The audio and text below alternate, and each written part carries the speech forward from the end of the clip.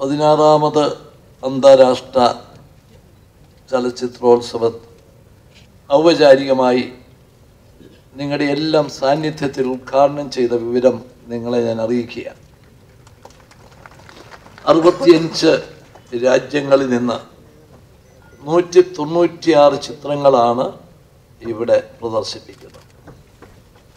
ഒരിക്കൽ കൂടി ഈ അന്താരാഷ്ട്ര ഉത്സവത്തിന് തിരുവനന്തപുരം സാക്ഷ്യം വഹിക്കുമ്പോൾ, ആതിഥേയത്വം വഹിക്കുമ്പോൾ, കേരളത്തിന് പ്രത്യേകിച്ച് തിരുവനന്തപുരത്തിന് ഇതൊരു ഉത്സവത്തിൻ്റെ പ്രതീതിയാണ്.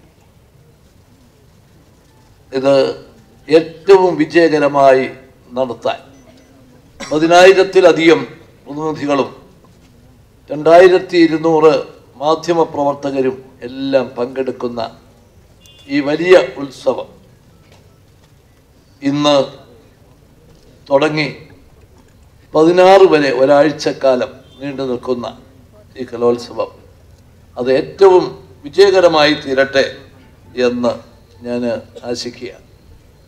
ഒരു പ്രസംഗത്തിന് ഇവിടെ പ്രസക്തിയില്ല എന്നെനിക്കറിയാം. ഒരു സിനിമയുടെ വിജയമെന്ന് പറഞ്ഞാൽ ശരിയായ കൂട്ടായ്മയാണ്.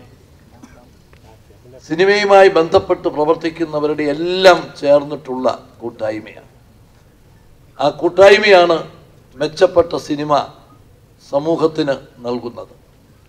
ഇവിടെ നടക്കുന്ന ഈ അന്താരാഷ്ട്ര ചലച്ചിത്രോത്സവത്തിൻ്റെ ആ സിനിമകളിലെ ആ പുതുമകളും പ്രത്യേകതകളും ഉൾക്കൊള്ളാൻ മലയാള സിനിമയ്ക്ക് സാധിക്കും എന്ന് ഞാൻ പ്രതീക്ഷിക്കുകയാണ്.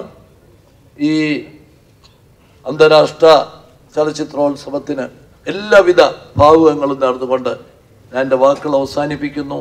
നമസ്കാരം.